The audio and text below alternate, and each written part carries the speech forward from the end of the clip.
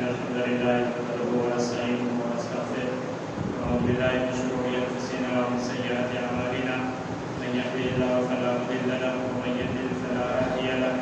واشهد ان لا اله الا الله وحده لا شريك له واشهد ان محمدا عبده ورسوله اما بعد فان خير الحديث كتاب الله وخير الهدي هدي محمد صلى الله عليه وسلم وشر الامور محدثاتها وكل محدثه بدعه وكل بدعة ضلالة وكل ضلالة في النار. أعوذ بالله السميع العليم من الشيطان الرجيم. بسم الله الرحمن الرحيم.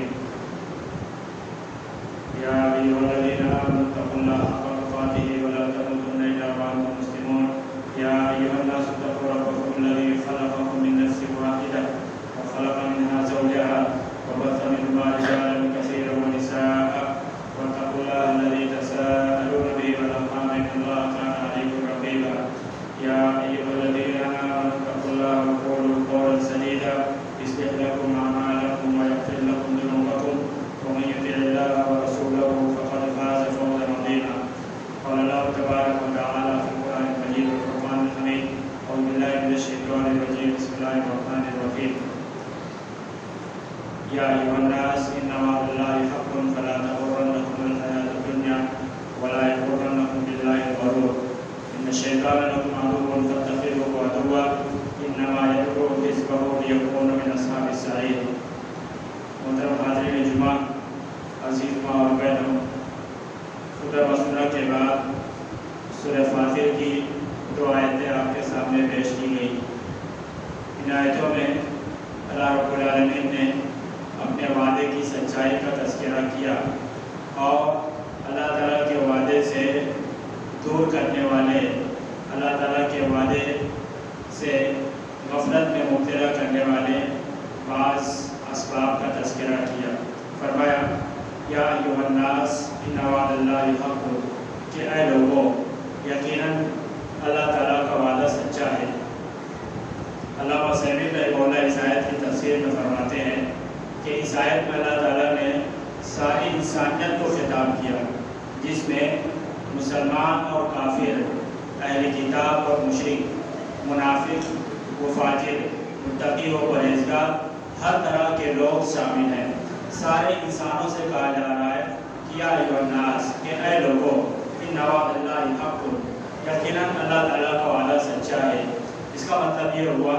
کہ اللہ تعالیٰ نے مومنوں سے جو وعدہ کیا ہے کہ اگر تم ایمان لاؤ گے، نیک عمل کرو گے تو اللہ رب العالمین تمہیں دنیا کی زندگی کی خوشحالی عطا کرے گا اور مرنے کے بعد اللہ رب العالمین تمہیں جنت میں داخل کرے گا. تو یہ اللہ تعالیٰ کا ایک وعدہ ہے جو بہرحال سچا ہے اور یہ ایسا واقع ہو کر رہے گا. اسی طریقے سے اللہ رب العالمین نے کفار و مشرکین کو جن باتوں کی وعید سنائی ہے، کفر اور شرک کی وجہ سے، گناہ اور معصیت کی وجہ سے، اللہ اس کے رسول کو جھٹلانے کی وجہ سے، تو وہ وعدہ بھی سچا ہے اور وہ بھی پورا ہو کر رہے گا. اسی لیے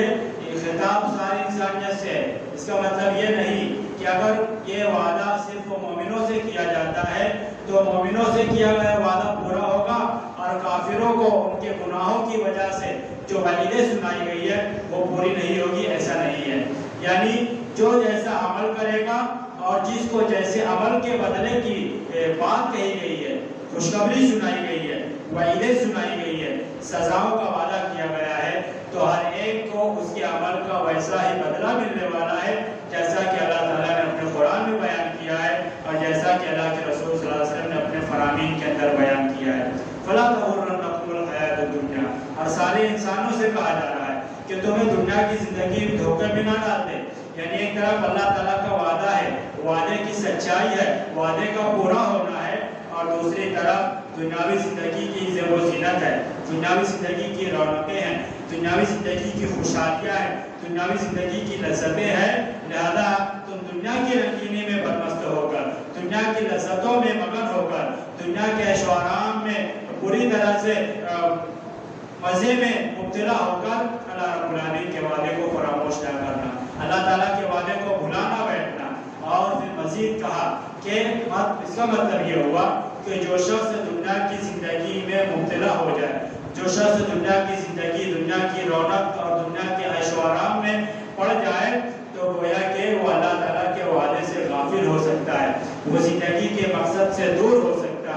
وہ اللہ رب العالمین سے قریب کرنے والے اعمال سے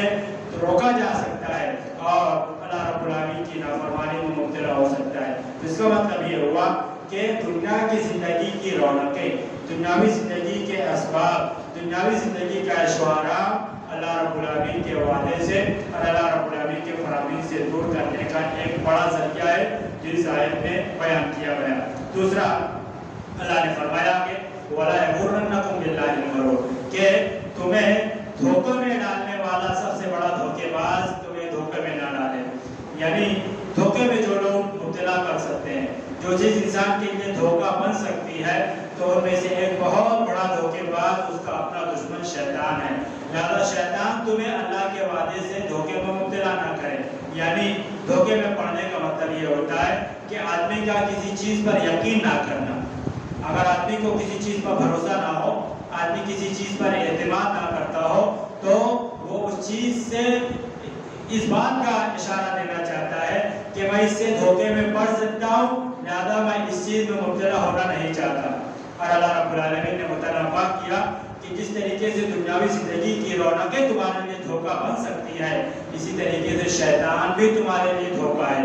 اور پھر مزید آگے فرمایا دوسری آیت میں کہ ان شیطان لکم عدو، یقیناً شیطان تمہارا دشمن ہے۔ اور یہاں پر بھی خطاب سارے انسانوں سے ہے، یعنی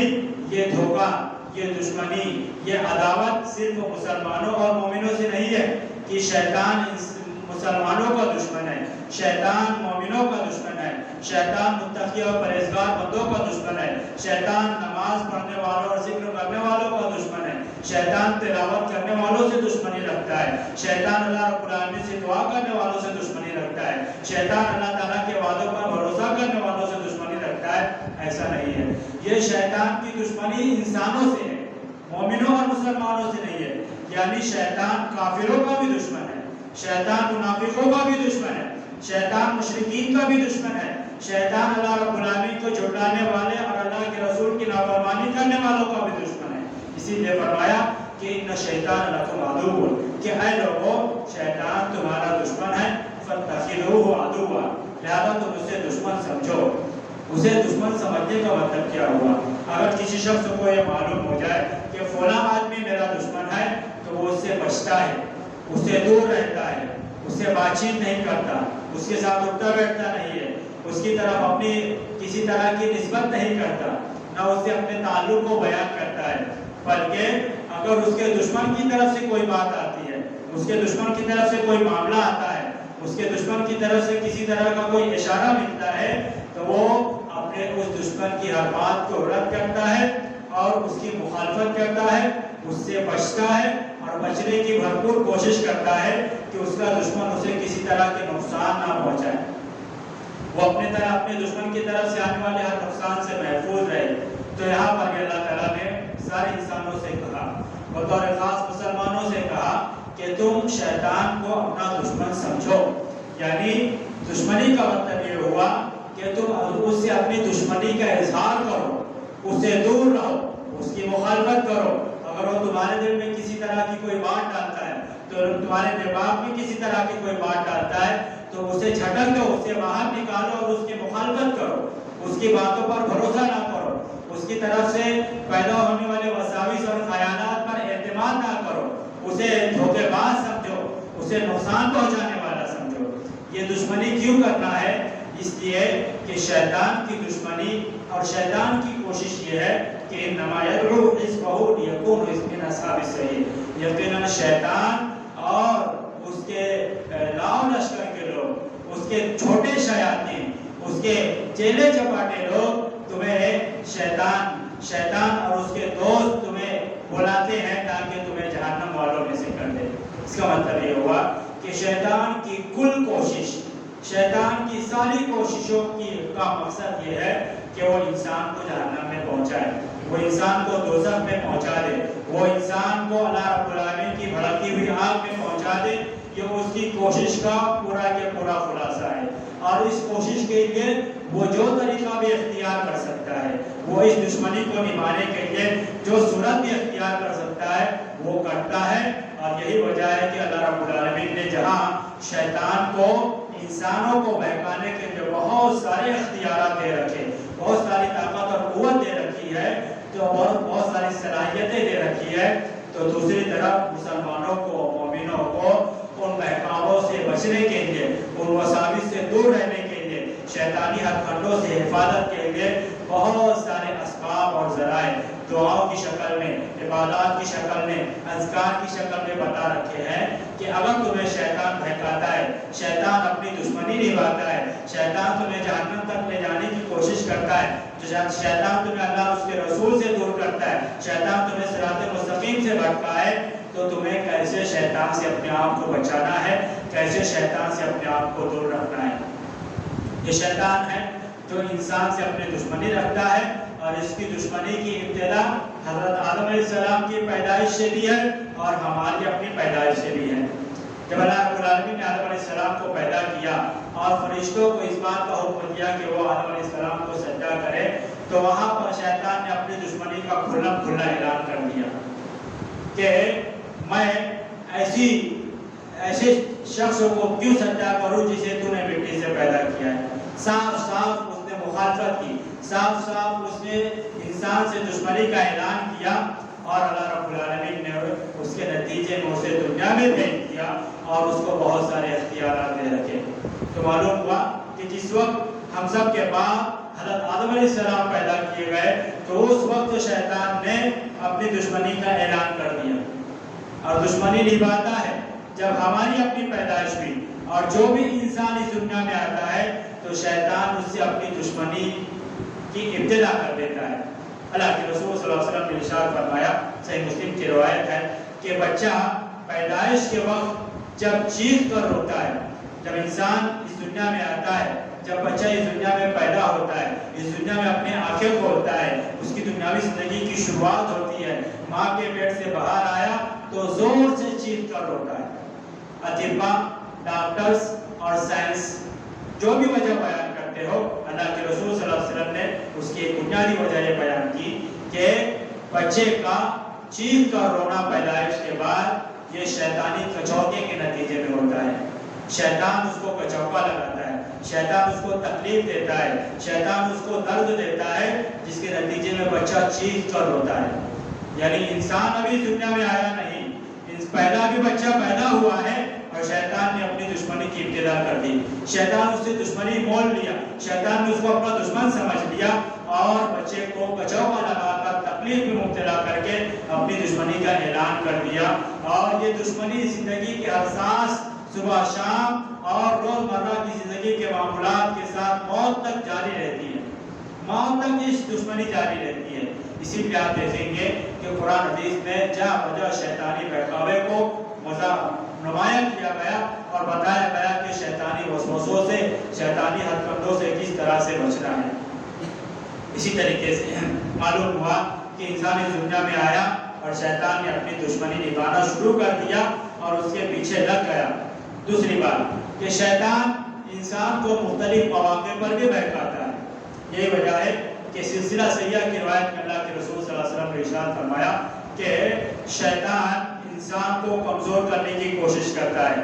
انسانی ارادے کو کمزور کرنے کی کوشش کرتا ہے، انسان کے حوصلوں کو کمزور کرنے کی کوشش کرتا ہے۔ اور اگر کوئی مسلمان ہے تو ایک مسلمان اللہ رب العالمین کے اذکار، اللہ رب العالمین کی تعلیمات، اللہ اور اس کے رسول کے احکامات پر عمل کر کے شیطان کو کمزور کر دیتا ہے۔ اگر انسان کافر ہے تو شیطان مضبوط ہوتا ہے، انسان کمزور پڑ جاتا ہے۔ اور اگر انسان مسلمان ہے، مومن ہے، تو یہ مسلمان اگر اللہ تعالیٰ کے احکامات پر عمل کرنے والا ہے، دیندار ہے، نمازی ہے، اذکار کا پابند ہے، دعاؤں کا پابند ہے، تلاوت کا اہتمام کرنے والا ہے، صدقات و خیرات کا اہتمام کرنے والا ہے، تو اپنی ان عبادات کے ذریعے سے شیطان کو کمزور کر دیتا ہے۔ اور مزید اللہ کے رسول صلی اللہ علیہ وسلم نے مثال دی، جس طریقے سے انسان سفر کے دوران اپنے اونٹ کو باندھ دیتا ہے تاکہ اونٹ کہیں بھاگنے نہ پائے، ویسے ہی ایک مسلمان اذکار اور دعاؤں کے نتیجے میں شیطان کو باندھ کے رکھ دیتا ہے، اس کے حوصلے پست ہو جاتا ہے۔ اور یہی وجہ ہے کہ جو شخص دین کے معاملے میں جس قدر چاق و چوبند رہتا ہے، جن دین کے اوپر عمل کرنے میں جس قدر بیدار رہتا ہے، جس قدر چست رہتا ہے، تو شیطان اسی قدر پست ہوتا چلا جاتا ہے۔ اسی طریقے سے اللہ کے رسول صلی اللہ علیہ وسلم نے ارشاد فرمایا، اللہ کے رسول صلی اللہ علیہ وسلم کے پاس حضرت عثمان بن ابی العاص رضی اللہ عنہ آئے اور کہنے لگے کہ اللہ کے رسول صلی اللہ علیہ وسلم جب میں نماز پڑھتا ہوں تو نماز کے دوران میرے دل میں مختلف قسم کے وساوس اور خیالات پیدا ہوتے ہیں اور مجھے یاد نہیں رہتا کہ میں نے کیا پڑھا ہے اور کیا نہیں پڑھا۔ نماز میں میرا دل غافل ہو جاتا ہے، نماز میں میرا دھیان بھٹک جاتا ہے، تو کوئی ایسی دعا بتائیے کہ میں ایسے خیالات سے محفوظ ہو جاؤں اور حفاظت میں آ جاؤں۔ تو اللہ کے رسول صلی اللہ علیہ وسلم نے ارشاد فرمایا کہ اس طرح کے وساوس اور خیالات شیطان کی طرف سے آتے ہیں، یقال لہ خنزب، اسے خنزب کہا جاتا ہے، یعنی نماز میں انسان کو بہکانے والا ایک شیطان مقرر ہے جس کا نام اللہ کے رسول صلی اللہ علیہ وسلم نے خنزب بتایا۔ بس اللہ کے رسول صلی اللہ علیہ وسلم نے ارشاد فرمایا حضرت عثمان بن ابی العاص رضی اللہ عنہ سے کہ جب بھی تمہیں اس طرح کے خیالات آئے، اس طرح کے وسوسے آئے، تمہارا دھیان نماز میں نہ رہے، تم نماز میں غافل ہو جاؤ، تو تم تعوذ پڑھ لو، یعنی اعوذ باللہ من الشیطان الرجیم پڑھ لو اور اپنے بائیں جانب 3 مرتبہ دھتکار لو، اللہ رب العالمین تمہیں اس سے محفوظ کر لے۔ اس کا مطلب یہ ہوا کہ انسان نماز کے دوران ہے تو نماز کے دوران بھی انسان کی عبادت میں خلل پیدا کرنے کے لیے، انسان کی عبادت کے اجر و ثواب کو کم کرنے کے لیے، انسان کی عبادت کے جو فائدے ہیں ان فائدوں سے محروم کرنے کے لیے شیطان انسان کی نماز میں آ کر مختلف قسم کے خیالات میں مبتلا کرتا ہے۔ یہی وجہ ہے کہ ہمارا مشاہدہ ہے اور ہم سب کا تجربہ ہے کہ انسان کسی اہم کام کو سوچ رکھتا ہے، لیکن جس وقت اسے وہ کام کرنا ہوتا ہے تو وہ وقت پر وہ کام یاد نہیں آتا، نماز کے دوران اسے وہ کام یاد آتا ہے۔ کوئی ضروری بات رہتی ہے نماز کے دوران یاد آتی ہے، کوئی ضروری کام رہتا ہے نماز کے دوران یاد آتا ہے، کسی سے کچھ بات کہنا ہوتی ہے وہ نماز کے دوران یاد آتی ہے، اور کسی طرح کا کوئی کام اس کے لیے ضروری ہوتا ہے اور وہ ضروری کام معلق ہوتا ہے، ادھورا رہتا ہے اور وہ کرنا چاہتا ہے لیکن خالی اوقات میں وہ کام یاد نہیں آتا، اور جو ہی آدمی نماز کے لیے آ پہنچا، مسجد میں آ کر سب میں کھڑا ہوا، نماز میں شامل ہوا کہ اسے مختلف قسم کے کام کاج یاد آنے لگتے ہیں، ضروریات یاد آنے لگتی ہے، اس کے ادھورے معاملات یاد آنے لگتے ہیں، اور یہ سارا کا سارا معاملہ یہ خنزب کی طرف سے ہوتا ہے۔ لہذا انسان کے لیے ضروری ہے کہ وہ جب نماز کے لیے کھڑا ہوا ہے تو اپنے رب سے شربوسی کر رہا ہوتا ہے، اپنے رب سے مناجات کر رہا ہوتا ہے، اپنے رب سے دعائیں کر رہا ہوتا ہے، اپنے رب سے قریب ہوتا ہے، اور شیطان اسے دور کرنا چاہتا ہے، شیطان اس شربوسی میں، اس مناجات میں، اس دعا میں خلل ڈالنا چاہتا ہے، شیطان نماز کے اجر و ثواب سے انسان کو محروم کرنا چاہتا ہے اور اس طرح کے خیالات میں مبتلا کرتا ہے، اور خیالات کے ایک سلسلہ چلتا ہے، خیالات کی ایک کڑی باندھ دیتا ہے، اور انسان کو یہ یاد نہیں رہتا کہ اس نے کتنی رکعتیں نماز پڑھی ہے، اس نے نماز میں صحیح طرح سے دعاؤں کو پڑھا کہ نہیں پڑھا، اس نے نماز میں سورہ فاتحہ پڑھی کہ نہیں پڑھی، اور مختلف جو نماز کے واجبات اور فرائض ہوتے ہیں وہ اس سے غافل ہو جاتا ہے۔ اسی لیے سنن ترمذی کے ایک روایت میں اللہ کے رسول صلی اللہ علیہ وسلم نے ارشاد فرمایا، طویل روایت میں اللہ کے رسول صلی اللہ علیہ وسلم نے ارشاد فرمایا کہ بندہ جب تک نماز میں اپنی توجہ کو، اپنے دھیان کو نماز میں لگا کر رکھتا ہے تو اللہ رب العالمین بھی اس بندے کی طرف اپنی توجہ کو مرکوز رکھتا ہے، اس بندے کی طرف دھیان لگا کے رکھتا ہے، اور جو ہی بندہ نماز میں اپنی توجہ اور دھیان کو کہیں اور لے کر چلا جائے تو اللہ رب العالمین بھی اپنی توجہ کو اس بندے سے ہٹا لیتا ہے۔ اسی طریقے سے اللہ کے رسول صلی اللہ علیہ وسلم کا حکم ہے کہ جب بندہ نماز پڑھ رہا ہے تو نماز میں اپنی نگاہوں کو، اپنی نظروں کو سجدے کی جگہ پر رکھے، ادھر ادھر نہ دیکھے، اور یہ ایک فطری چیز ہے، ایک نفسیاتی چیز ہے کہ انسان جس چیز کو دیکھتا ہے اس چیز کے بارے میں سوچنے لگتا ہے، جس چیز پر اس کے اوپر اس کی نظر پڑتی ہے اس چیز کے بارے میں مختلف قسم کے رائے، مختلف قسم کے خیالات اس کے ذہن میں ابھرنے لگتے ہیں۔ اگر آدمی اپنی نگاہوں کو سجدے کی جگہ پر رکھے تو اس کا دھیان نماز میں رہے گا۔ اسی طریقے سے آپ دیکھیں گے کہ اللہ کے رسول صلی اللہ علیہ وسلم نے نماز کے دوران دعاؤں کے سلسلے میں یہ بیان فرمایا کہ نماز سجدے میں، رکوع میں 3 مرتبہ سبحان ربی الاعلیٰ، 3 مرتبہ سبحان ربی العظیم پڑھا جائے۔ یہ تعداد کیوں بیان کی گئی؟ 3 مرتبہ پڑھنے کا حکم کیوں کیا گیا؟ کہ آدمی دھیان لگا کر نماز پڑھے، دھیان لگا کر نماز کی دعاؤں کو پڑھے کہ میں نے کتنی مرتبہ پڑھی ہے، اور اور جب آدمی پوری توجہ کے ساتھ ان دعاؤں کو پڑھے گا تو اس کا دھیان اور اس کی توجہ نماز میں رہے گی. نماز سے باہر وہ اپنے دھیان اور اپنی توجہ اور اپنے خیالات کو نہیں لے جا سکے گا. تو معلوم ہوا کہ یہ تعلیمات یا احکامات اسی لیے دیے گئے کہ آدمی پوری توجہ کے ساتھ، پورے خلوص کے ساتھ، پورے دھیان کے ساتھ اور اپنے خیالات کی حفاظت کرتے ہوئے نماز کی ادائیگی کرے اور شیطانی وسوسوں سے محفوظ رہے. اور اس کے باوجود اگر شیطان بہکا دے، وسوسے آ جائیں، خیالات آ جائیں، تو نماز کے دوران ہی، چاہے آدمی قیام کی حالت میں ہو، چاہے آدمی رکوع کی حالت میں ہو، چاہے آدمی تشہد کی حالت میں ہو، اور اس کے خیالات اگر نماز میں بھٹک رہے ہیں، اس کا دھیان نماز سے بھٹک رہا ہے، تو اسے چاہیے کہ وہ 3 اعوذ باللہ من الشیطان الرجیم پڑھ لے اور 3 مرتبہ اپنے بائیں جانب دھتکار لے. وہ شیطانی خیالات اور وساوس کا سلسلہ رک جائے گا اور اس کا دھیان پوری طرح سے نماز میں آ جائے گا. اسی طریقے سے عام حالات اور عام مواقع پر بھی انسان کو بہکانے کی اور اپنے وسوسے میں مبتلا کرنے کی شیطان پوری کوشش کرتا ہے. اللہ رب العالمین نے ارشاد فرمایا کہ وَقُلْ لِعِبَادِي يَقُولُوا الَّتِي هِيَ أَحْسَنُ، کہ اے نبی کریم صلی اللہ علیہ وسلم آپ میرے بندوں سے کہیے. کیا کہنا ہے؟ يَقُولُوا الَّتِي هِيَ أَحْسَنُ، میرے بندوں سے کہیے کہ وہ وہی بات کرے جو سب سے اچھی بات ہو. وہ اپنی زبان سے وہی بات نکالے جو سب سے اچھی بات ہو، وہی کلمے کہے جو سب سے اچھا کلمہ ہو، وہی الفاظ کہے جو سب سے اچھے الفاظ ہوں. اور اچھے الفاظ اور اچھی بات کی تفسیر میں علماء مفسرین نے کئی باتیں ذکر کی. سب سے پہلی بات تو یہ کہ آدمی اپنی زبان سے سب سے بہتر بات نکالے، یعنی اللہ رب العالمین کا ذکر کرے. سبحان اللہ، الحمدللہ، لا الہ الا اللہ اور اللہ اکبر کے کلمات زبان سے ادا کرتا رہے، اس لیے کہ سب سے بہترین کلمات ہیں. اللہ کے رسول صلی اللہ علیہ وسلم نے ارشاد فرمایا کلمتان حبیبتان الی الرحمن، 2 کلمے ایسے ہیں، 2 الفاظ ایسے ہیں جو سب سے بہترین ہیں اور اللہ رب العالمین کو سب سے زیادہ پسندیدہ ہیں. خفیفتان علی اللسان، اور زبان پر بڑے ہلکے ہیں. ان کا ادا کرنا، اس کو پڑھنا، اس کو بولنا بہت آسان ہے. چھوٹے بچے بھی آسانی سے یہ کلمے کہہ سکتے ہیں، یاد کر سکتے ہیں، اور آدمی بھی آسانی سے کہہ سکتا ہے. اور ثقیلتان فی المیزان، اور یہ کلمے اپنے اجر و ثواب کے وزن کے اعتبار سے سب سے زیادہ وزنی ہوں گے کل قیامت کے دن. جب ان کلموں کا وزن کیا جائے گا، ان کلمات کو ترازو میں تولا جائے گا، تو یہ بہت وزندار ثابت ہوں گے. اور وہ کیا ہے؟ سبحان اللہ و بحمدہ سبحان اللہ العظیم.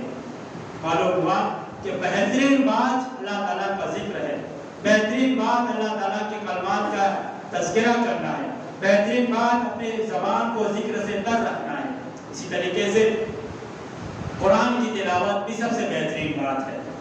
آدمی کو اگر اللہ رب العالمین نے اتنی فرصت دے رکھی ہے، اس کے پاس اتنا وقت ہے کہ وہ مسجد میں نمازوں سے پہلے یا نمازوں کے بعد یا اپنے گھر میں صبح شام کے اوقات میں کچھ وقت تلاوت کے لیے دے سکتا ہے، تو اپنی زبان کو قرآن کی تلاوت، قرآن کی آیتوں کے ذریعے سے تر رکھے. اس لیے کہ اللہ تعالیٰ نے اس آیت میں حکم دیا کہ آپ میرے بندوں سے کہیے کہ وہ اپنی زبان سے وہی بات کہیں جو سب سے اچھی بات ہو.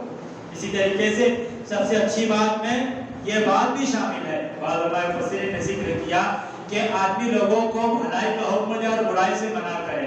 دعوت و تبلیغ کرے، امر بالمعروف اور نہی عن المنکر کا فریضہ اپنی استطاعت کے مطابق انجام دے. اس لیے کہ اللہ تعالیٰ نے ارشاد فرمایا وَمَنْ أَحْسَنُ قَوْلًا مِّمَّنْ دَعَا إِلَى اللَّهِ وَعَمِلَ صَالِحًا، کہ اس شخص سے اچھی بات کس کی ہو سکتی ہے؟ یعنی سب سے بہترین بات، سب سے اچھی بات اسی شخص کی ہے جو لوگوں کو اللہ تعالیٰ کی طرف دعوت دیتا ہے، جو لوگوں کو اللہ کے دین کی طرف بلاتا ہے، جو لوگوں کو قرآن کی طرف دعوت دیتا ہے، جو لوگوں کو حدیث کی طرف دعوت دیتا ہے، جو لوگوں کو سنت کی طرف دعوت دیتا ہے، جو لوگوں کو اللہ کے رسول صلی اللہ علیہ وسلم کے اسوے کی دعوت دیتا ہے، جو لوگوں کو اللہ اور اس کے رسول کی تعلیمات کی طرف بلاتا ہے، تو ایسے شخص کی بات سب سے اچھی بات ہے. تو معلوم ہوا کہ آدمی اپنے کام کاج میں مصروف رہتے ہوئے، آدمی اپنی دکان سے مسجد کے لیے آ رہا ہے، آدمی اپنے گھر سے مسجد کے لیے آ رہا ہے، راستے میں کوئی دن کے اس کو نماز کی دعوت دے دے، راستے میں کوئی گناہ میں مبتلا دکھ گیا اس کو گناہ سے روک دے، راستے میں کوئی برائی کرتا نظر آ گیا اس کو اس برائی سے منع کر دے، تو اسے اپنی زبان سے سب سے اچھی بات نکالی ہے. اور اسی بات کا سورہ بنی اسرائیل کی آیت میں حکم دیا گیا. اسی طریقے سے سب سے اچھی بات اللہ تعالیٰ سے دعا مناجات کرنا ہے. بندہ جب اللہ تعالیٰ سے دعا کرتا ہے، اللہ تعالیٰ کی حمد و ثنا بیان کرتا ہے، اللہ کے رسول صلی اللہ علیہ وسلم پر درود درود بھیجتا ہے تو اس کی زبان سب سے بہترین کلمات کو ادا کرنے والی زبان ہوتی ہے۔ اور یہ باتیں کیوں کہی گئی کہ اپنی زبان سے سب سے اچھی بات نکالے، اپنی زبان کو اذکار کے ذریعے سے تر رکھے، اپنی زبان کو اللہ رب العالمین کے ذکر سے تر رکھے، اس لیے کہ زبان وہ واحد ذریعہ ہے جہاں سے شیطان بڑے پیمانے پر انسان کو فتنے میں، مشکلات میں، پریشانی میں مبتلا کر سکتا ہے۔ اسی لیے اللہ کے رسول صلی اللہ علیہ وسلم کے پاس ایک بزرگ صحابی آئے اور انہوں نے کہا کہ اللہ کے رسول صلی اللہ علیہ وسلم اسلام کے احکامات مجھ پر بھاری پڑ گئے، یعنی اب میرے جسم میں، میرے بدن میں اتنی طاقت اور قوت نہیں ہے کہ میں اسلام کی تمام تعلیمات پر، تمام احکامات پر عمل کروں۔ لمبی لمبی نمازیں پڑھنا، لمبے لمبے رکوع اور سجدے کرنا، زیادہ دیر تک تلاوت کرنا، لمبے قیام کرنا، روزے رکھنا، اس طرح کے اعمال میرے لیے مشقت کا باعث بن گئے، یعنی اب میرے جسم میں اتنی طاقت اور قوت نہیں ہے کہ میں ان اعمال اور عبادات کو انجام دے سکوں۔ آپ کوئی ایسی عبادت بتائیے، کوئی ایسا عمل بتائیے جو اس بڑھاپے کے باوجود، جسمانی کمزوری کے باوجود میں آسانی کے ساتھ ادا کرتا رہوں اور اللہ رب العالمین کو راضی کر لوں اور جنت میں داخل کر دیا جاؤں۔ اللہ کے رسول صلی اللہ علیہ وسلم نے اسے ارشاد فرمایا کہ اگر تم ایسی عبادت کی متلاشی ہو، ایسی عبادت کے بارے میں سوال کرتے ہو کہ جسمانی کمزوری کے باوجود آسانی سے ادا کر سکو، تو تمہاری زبان ہمیشہ اللہ کے ذکر سے تر ہونی چاہیے۔ تم چلتے پھرتے اٹھتے بیٹھتے اللہ تعالیٰ کی تسبیح بیان کرو، سبحان اللہ کرو، اللہ تعالیٰ کی حمد و ثنا بیان کرو، الحمدللہ کہو، اللہ رب العالمین کی توحید کے کلمات بلند کرو، لا الہ الا اللہ کہو، اللہ رب العالمین کی عظمتوں کی بڑائی بیان کرو، اللہ اکبر کرتے رہو۔ آپ نیکی کرنے اور گناہ سے بچنے کے سلسلے میں اللہ تعالیٰ کی توفیق کا مکمل اعتراف کرو، یعنی لا حول ولا قوت الا باللہ کرتے رہو۔ یہ تمہارے لیے سب سے بہترین عبادت ہے۔ تو معلوم ہوا کہ اللہ کے رسول صلی اللہ علیہ وسلم نے ایک عظیم عبادت کی طرف ان کی رہنمائی کی، اور وہ یہی تھا کہ اللہ رب العالمین کے ذکر سے اپنی زبان کو تر رکھا جائے، یعنی خالی اوقات میں ہمیشہ اللہ کے ذکر سے آپ کی زبان تر رہے۔ یہ جہاں اللہ رب العالمین سے قربت، درجات کی بلندی، گناہوں کی معافی کا ذریعہ ہے، وہیں شیطان جو انسان کا ازلی دشمن ہے، اس کے وسوسے پر روک لگانے کا بہترین ذریعہ ہے، اس کے فتنے، اس کے ہتھکنڈے کے دروازوں کو بند کرنے کا بہترین ذریعہ یہی ہے کہ آدمی اپنی زبان سے اچھے کلمات ادا کرتا رہے۔ اس لیے کہ اللہ تعالیٰ نے ارشاد فرمایا کہ وَقُلْ لِعِبَادِي يَقُولُوا الَّتِي هِيَ أَحْسَنُ، کہ آپ میرے بندوں سے کہیے کہ وہ زبان سے سب سے اچھی بات نکالے۔ إِنَّ الشَّيْطَانَ يَنزَغُ بَيْنَهُمْ، یقیناً شیطان ان کے درمیان لڑائی لگاتا ہے، شیطان ان کے درمیان جھگڑے لگاتا ہے، شیطان ان کے درمیان اختلافات پیدا کرتا ہے، شیطان ان کے درمیان کی محبت کو ختم کرتا ہے، شیطان ان کے درمیان کی محبت کو نفرت میں بدلتا ہے، شیطان ان کے درمیان کی دوستی کو دشمنی میں بدلتا ہے، اور اس کا ذریعہ زبان ہے۔ آدمی بات چیت کرتا رہتا ہے، زبان سے کوئی غلط بات نکل گئی، سامنے والا دوست ناراض ہو گیا۔ آدمی اپنی بیوی سے کوئی بات چیت کرتا رہتا ہے، ہنسی مذاق میں اس نے کوئی ایسی بات کہہ دی کہ بیوی ناراض ہو گئی، بیوی شوہر سے کوئی ایسی بات کہہ دیتی ہے کہ شوہر ناراض ہو گیا، والدین سے اولاد کو ایسی بات کہہ دیتی ہے کہ والدین خفا ہو گئے، اور والدین اولاد سے ایسی کوئی بات کہہ دیتی ہے کہ اولاد ناراض ہو گئی، اور آپس کی محبت نفرت میں بدل گئی، پیار اور شفقت کے جذبات ختم ہو گئے، اور آدمی دشمنی پر اور عداوت پر اتر آیا، اور ایک دوسرے کا بھلا چاہنے والا ایک دوسرے کے نقصان کے لیے کوشش کرنے لگا۔ نتیجہ کیا بنا؟ زبان کا غلط استعمال۔ نتیجہ کیا ہوا؟ زبان سے نکلے ہوئے غلط کلمات۔ نتیجہ سبب کیا بنا؟ زبان سے نکلے ہوئے غلط باتیں جو انسان کی محبت کو نفرت میں بدل دی، دوستی کو دشمنی میں بدل دی۔ اب یہی نتیجہ ہے کہ بعض مرتبہ مضبوط رشتے کمزوری کی طرف چلے جاتے ہیں۔ بیوی نے کوئی بات کہہ دی، شوہر ناراض ہو گیا، اور اگر معافی نہ مانگے، معاملات کو سمجھے نہ، سمجھداری نہ دکھائے، سنجیدگی نہ دکھائے، تو شوہر طلاق دے دیتا ہے، بیوی خلا لے لیتی ہے، اور بچوں کی تربیت کے اوپر بے شمار قسموں کے منفی اثرات پڑنے لگتے ہیں۔ ایک چھوٹی سی غلطی ہے، ایک چھوٹا سا کلمہ ہے جو زبان سے نکلا کہ انسانی رشتے ختم ہو گئے، انسانی سماج اور معاشرہ بکھرتا ہوا نظر آ گیا، اور یہ ساری کی ساری کوشش شیطان کی طرف سے ہوتی ہے۔ ان الشیطان ينزغ بینہم، یقیناً شیطان ان کے درمیان اختلافات پیدا کرتا ہے۔ بس इंसान के लिए ज़रूरी है कि वो शैतान को अपना दुश्मन समझे। जब भी ऐसा कोई ख्याल आए तो वो शैतानी वसवसे और शैतानी ख्याल को समझते हुए अल्लाह रब्बुल आलमीन की पनाह का सवाल करे। यानी आम समाजी और मुआशरती मामलात में भी शैतान इंसान को नुकसान पहुंचाने की हर मुमकिन कोशिश करता है, पहुंचाता है, और उन नुकसान से हम दो चार हुए होते हैं। इसी तरीके से अल्लाह रब्बुल आलमीन की ज़ात के बारे में मुख्तलिफ किस्मों के ख्यालात में मुब्तला करके शैतान इंसान के ईमान को और इंसान की तौहीद को खलल में और कमज़ोरी की तरफ ले जाने की कोशिश करता है। वो कैसे कि इंसान अगर तन्हाई में बैठा हुआ है, कभी उसके ख्यालात का सिलसिला चल पड़े, उसके जहन में वसवसों का, उसके दिल में वसवसों का एक सिलसिला चल पड़े, तो वो सोचता है कि शैतान की तरफ से ख्यालात है, वसवसा शैतान की तरफ से आया है, और इंसान अपने जहन में खुद अपने आप से सवाल करता है और अपने आप को जवाब देता है कि मन खलक़ कज़ा। अल्लाह के रसूल सल्लल्लाहु अलैहि वसल्लम ने इरशाद फरमाया कि जब कभी तुम्हारे जहन में ऐसे ख्यालात आने लगे कि तुम सोचो कि मन खलक़ कज़ा व मन खलक़ कज़ा व मन खलक़ कज़ा, कि फलां चीज़ को किसने पैदा किया, फलां चीज़ को किसने पैदा किया, फलां चीज़ को किसने पैदा किया, इंसान ऊपर से ऊपर जाता है और इस तारीख के इस सिलसिले को आगे बढ़ाता चला जाता है, माजी में बहुत चला जाता है कि फलां चीज़ को किसने पैदा किया, फिर खुद ही जवाब देता है कि फलां चीज़ को अल्लाह ने पैदा किया। इंसानों को किसने पैदा किया, इंसानों को अल्लाह ने पैदा किया। जिनों को किसने पैदा किया, अल्लाह ने पैदा किया। आसमान और ज़मीन को किसने पैदा किया, अल्लाह ने पैदा किया। और पहाड़ों को किसने पैदा किया, अल्लाह ने पैदा किया। फिर इंसान सोचता है जब इस दुनिया में कुछ नहीं रहा होगा, जब इस दुनिया में कोई चीज़ नहीं रही होगी और किसी तरह का किसी चीज़ का कोई वजूद नहीं रहा होगा, तो फिर क्या रहा होगा। फिर सोचता है कि जब सब चीज़ को अल्लाह ने पैदा किया तो मन खलक़ अल्लाह, अल्लाह को किसने पैदा किया। ये सवाल ज़हन में आता है तो अल्लाह के रसूल सल्लल्लाहु अलैहि वसल्लम ने इरशाद फरमाया, जहाँ तुम्हारे ख्यालात का सिलसिला इस सवाल पर आकर रुके, जहाँ तुम्हारी सोच और फिक्र का सिलसिला यहाँ पर आकर रुके कि तुम अपने जहन में ये सवाल महसूस करो, तुम अपने दिल में ख्याल महसूस करो कि तुम सोचो कि अल्लाह को किसने पैदा किया, तो समझ जाओ कि तुम्हारे पीछे शैतान लगा हुआ है, तुम्हारे पीछे इब्लीस लगा हुआ है, और ये ख्यालात, ये सवालात उसी की तरफ से आ रहे थे। तो फौरन अल्लाह रब्बुल आलमीन की पनाह तलब करो, औज़ु बिल्लाहि मिनश शैतानिर रजीम पढ़ दो और शैतानी वसवसे और शैतानी सवालात के सिलसिलों को वहीं पर रोक दो। इसलिए कि सारी चीज़ों का पैदा करने वाला अल्लाह ताला है। और अगर बिलफर्ज ये मान ले कि कोई शख्स ये पूछ बैठे, ये सवाल कर बैठे कि अल्लाह को किसने पैदा किया या किसी ने अल्लाह को पैदा किया, नौज़ बिल्लाह, तो बाद मर्तबा दावत के मैदान में गैर मुस्लिमों की तरफ से ये सवाल किया जाता है कि जब सारी चीज़ों को अल्लाह ने पैदा किया तो अल्लाह को किसने पैदा किया। तो अगर ये बिलफर्ज मान ले कि नौज़ बिल्लाह किसी को अल्लाह को किसी ने पैदा किया, तो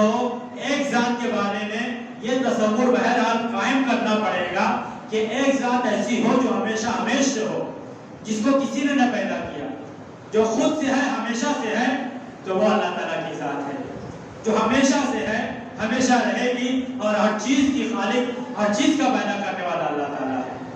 लिहाजा जब अल्लाह ताला के बारे में ये सवाल आए तो अल्लाह ताला की पनाह तलब करो, औज़ु बिल्लाहि मिनश शैतानिर रजीम पढ़ लो। और बाद रिवायात में है कि तुम आमनतु बिल्लाहि व रसूलिही कह लो, यानी अपने ईमान की तजदीद कर लो। इस तरह के सवालात से ईमान के ऊपर हर्फ आता है, इस तरह के सवालात से ईमान खलल में मुब्तला होता है, तौहीद कमज़ोर होती है। लिहाजा आदमी के लिए ज़रूरी है कि अपने ईमान की मजबूती का ख्याल रखे, अपने अक़ीदे की हिफाजत का ख्याल रखे, अपनी तौहीद को पुख्ता रखे, और इस तरह की शैतानी वसाविस और ख्यालात से अपने ज़हन और अपने दिल को साफ सुथरा रखे। यह अल्लाह के रसूल सल्लल्लाहु अलैहि वसल्लम की तालीमात है। ये क्यों है? इसलिए कि शैतानी असरार से, शैतानी नुकसानात से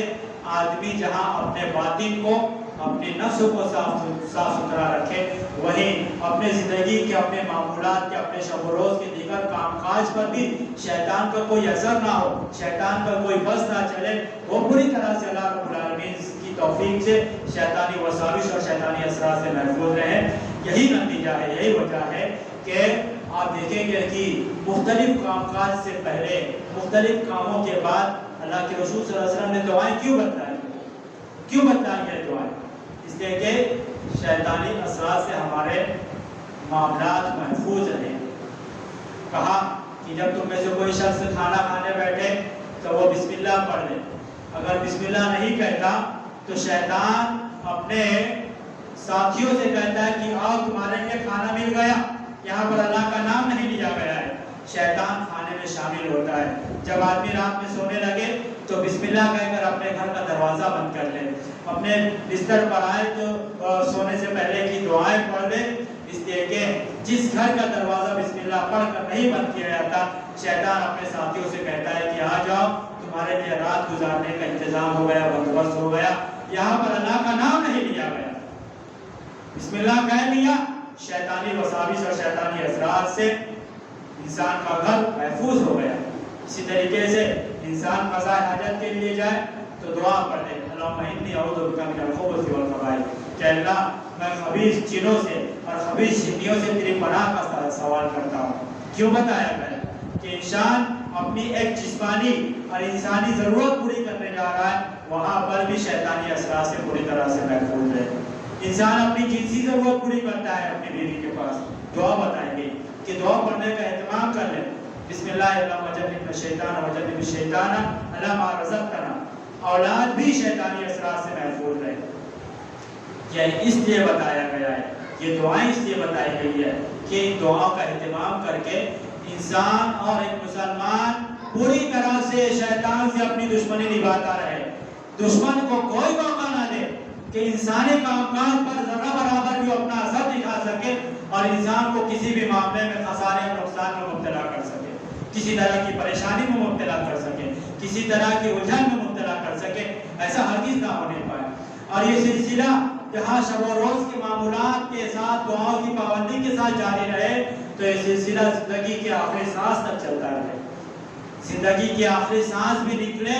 تو شیطانی اثرات سے حفاظت کے ساتھ نکلے، خاتمہ ہو تو خاتمہ بالخیر ہو، اچھا خاتمہ ہو، ایمان پر خاتمہ ہو، توحید پر خاتمہ ہو۔ اللہ کے رسول صلی اللہ علیہ وسلم نے دعا سکھلائی کہ اللہم انی اعوذ بک،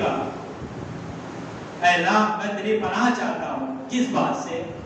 اس بات سے کہ ان یتخبطنی الشیطان عند الموت، کہ شیطان مجھے موت کے وقت خطبی بنا دے، شیطان مجھے بدحواس کر دے، شیطان میرے اوپر حاوی ہو جائے، شیطان کے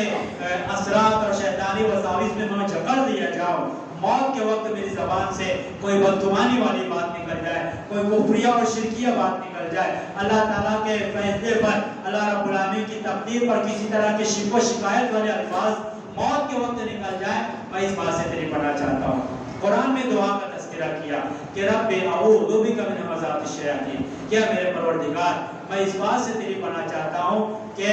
شیطانی وسوسے، شیطانی خیالات سے میں محفوظ ہو جاؤں، واعوذ بک رب ان یحضرون، اور میں اس بات سے بھی تیری پناہ چاہتا ہوں کہ شیطان میرے پاس حاضر ہو۔ علماء مفسرین نے اس آیت کی تفسیر میں سورہ مومنون کی آیت 18 پارے کی، ان دونوں آیتوں کی تفسیر میں حافظ صلاح الدین یوسف اور دیگر علماء مفسرین نے اسی دعا کو ذکر کیا کہ